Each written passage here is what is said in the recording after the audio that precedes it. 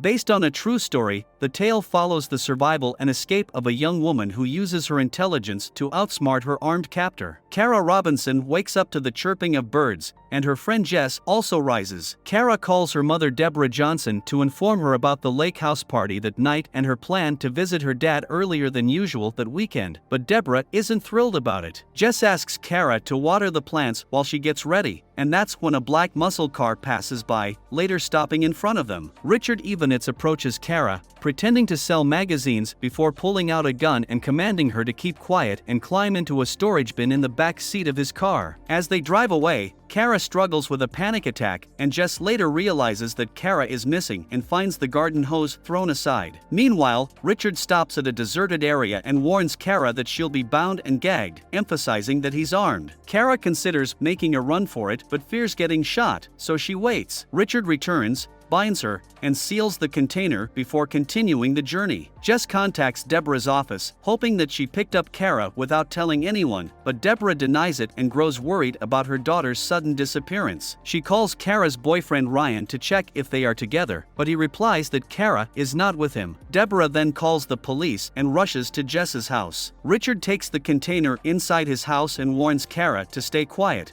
escorting her to a bedroom where he reminds her that he's always armed. He instructs her to obey his commands and interrogates her about her life, writing down her answers in a notebook. He orders her to lie down and keep quiet as he assaults her. Kara tries to keep calm and follow Richard's rules while waiting for a chance to escape. Deborah calls her ex-husband Ron to confirm that Kara isn't with him, and he affirms it. Deborah tearfully informs Ron that their daughter might have been abducted, and he rushes over. A police officer arrives at Jess's house, and Deborah reports that Kara has been missing for 2 hours, but the officer dismisses her concerns, thinking that Kara ran away. Deborah insists that her daughter is responsible and denies the possibility. The officer advises her to wait in case Kara calls before leaving. At Richard's house, Kara tries to gather information while waiting for an opportunity to flee. She engages Richard in small talk and discovers that he was in the Navy. Richard assures her that she won't get hurt if she follows his rules and even promises to release her eventually. He touches her before leaving, and although Kara thinks about escaping, she realizes that it's too risky. Later, Richard shows Kara his pets and admits that he likes them because they're easy to handle and don't resist being caged. He sounds regretful as he reminds Kara that her reputation will be ruined if she reports him. At her house, Deborah is distraught, and Jess's neighbor reported seeing a suspicious black muscle car before Kara disappeared, reinforcing her suspicions. She is currently organizing a search party and contacting anyone she can. While at Richard's house, Kara requests to use the bathroom, wondering if she can escape from there. As she is about to close the door, however, Richard appears with his gun and watches her. When she tries to wash her hands, he reminds her that she hasn't asked for permission. Kara then asks for permission, and the man leers at her. Later, Richard prepares dinner, though Kara says she doesn't feel like eating. Her abductor reminds her of the rules, so she relents. She even offers to help, so Richard asks her to sweep the kitchen floor. As she does, Kara surveys the area, memorizing the names and numbers of calling cards on the fridge, where the knives are kept, and the notes on his calendar while watching his obedient guest. Suddenly, Richard orders her to remove her clothes. At the police station, Sheriff Dale Stevens doesn't take Kara's disappearance seriously. He promises that his best people will work on the case before politely dismissing Deborah and telling her to go home in case Kara calls. Meanwhile, Richard goes to watch the news, while Kara is visibly upset about what transpired earlier. When the news doesn't mention her, he gaslights her into believing that nobody cares that she's gone. He then leads her to the bedroom and tells her to climb inside the storage bin because he'll call someone. He gags her and closes the lid, causing her to hyperventilate. He gets angry at the noise, but shows compassion by removing the gag and not closing the container. Kara silently cries, repeating to herself that she must survive. Later, Richard covers the cages and whispers goodnight to his pets. He then takes a large box from under the cages, but when he sees Kara watching him, he suddenly hides it. As her captor is brushing his teeth, Kara considers closing the door and escaping through the window when he leaves, but she knows she'll just get caught. Before sleeping, Richard chains her to the bed and whispers that he's excited for tomorrow. In the morning, Kara wakes up to Richard's snores and quickly decides that this is her best chance. She works to unchain herself, then tiptoes out of the room with only escape in mind. She bolts out the front door and flags down a car with 2 men, explaining that she was abducted. When she pleads to be taken to a police station, they let her in. As they drive off, she points to an apartment unit, asking them to remember it. Having escaped, Kara enters the police station to seek justice. She approaches the front desk and reports her abduction. Lieutenant Aaron Rowland takes Kara to his office for a detailed statement while calling for another inspector to retrieve the missing persons report and join them. He also orders for her rescuers to be interviewed. Sergeant Bonnie Jennings interviews Kara's rescuers, but they don't remember the exact apartment where she came from, as things happen too fast. Kara recounts the events of her escape as Bonnie enters the room to hand over the missing persons report that Deborah filled out. Deborah soon receives a call from Aaron and learns that her daughter has been found. He hands the phone to Kara to let the two have a tearful exchange. After asking Kara to identify the apartment where she was held, Bonnie and Aaron take her back to Richard's apartment complex. The units all look the same, but Kara remembers details about her abductor's pets and is able to identify the right apartment with the help of a maintenance man. However, they find no one inside. Later, Bonnie shows Kara pictures of Richard, and she confirms that he was her abductor. Bonnie informs Kara that she will need to undergo a physical examination for evidence collection, and Aaron reports that they couldn't find registration for a black muscle car under Richard's name. Inside a box that Kara had mentioned, they find evidence of Richard's past crimes, including newspaper clippings and a notebook with potential targets and their routines. Jim reveals to Dale that the cold cases of Sophia Sylvia and the List sisters are linked to Richard. The notebook contains information about potential targets, but Kara wasn't included. Jim supposes that Richard was forced to take someone else because his actual target deviated from her routine on the day of Kara's abduction. Bonnie informs the sheriffs that Richard's family has agreed to cooperate, and they plan to search his mother's house the next day. After her examination, Kara has an emotional reunion with her loved ones and announces her desire to go home. Bonnie explains that many officers are present for her safety and support, given that Richard hasn't been caught yet. Kara goes to rest and hopes that Richard will get caught soon.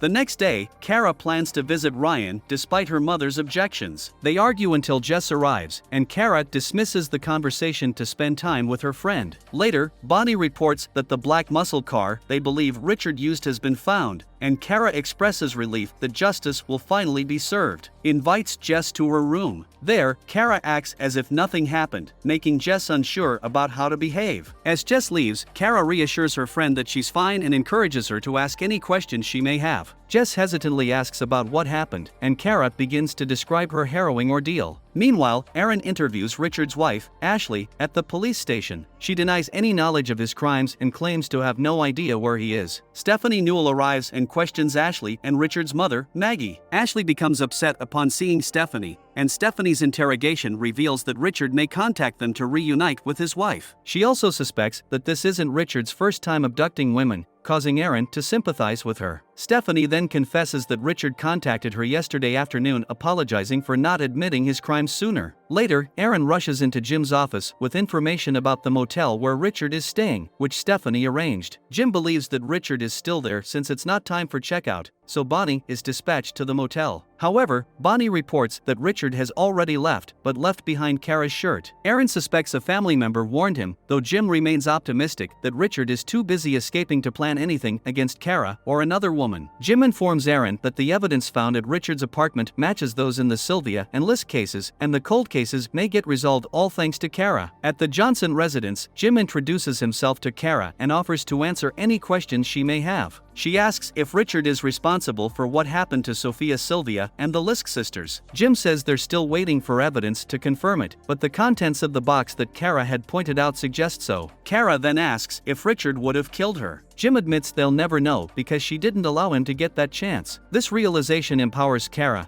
and Jim thanks her for everything she's done, calling her a survivor, not a victim. As Jim leaves, Aaron informs him that Richard used his cell phone in Jacksonville, Florida, 15 minutes ago, and they suspect he's heading to his other sister in Bradenton. Bonnie contacts the Bradenton Police Department to inform them that Richard may be en route to the Johnson residence. As Deborah pleads with her not to leave, Kara heads towards Jess's car, determined to move on from her abduction. Deborah insists that she needs time to recover, but Kara is resolute about getting her life back to normal and refusing to let her traumatic experience control her. Kara apologizes to her mother before leaving for the baseball game with Jess. At the game, Kara goes to wish Ryan good luck before going to her seat. Meanwhile, Bradenton officers spot Richard, leading to a chase that eventually corners him. Richard takes his own life with a gunshot, ending the nightmare. The following morning, Kara wakes up feeling uneasy, but she puts on a smile as she starts her day. She finds her mother making pancakes, and Deborah informs her that Richard passed away the previous night. Kara is angry that no one told her immediately, but Deborah counters that she didn't want to ruin the baseball game's celebration. Kara retreats to be alone, and soon, Jim arrives to talk to her. Jim senses that Kara's anger is rooted in something deeper, and she releases her pent-up frustration toward Richard. Kara wishes she could have told Richard that abducting her was a grave mistake. Jim admires Kara's courage and resilience and calls her a hero. He believes that Richard knew taking Kara was his downfall. Later, Bonnie advises Deborah to give Kara time to cope with her emotions. The officer leaves as Kara enters the room, expressing her desire to have her freedom back. Kara reassures her mother that while she can't undo the tragedy, it doesn't change who she is, and that she is a survivor.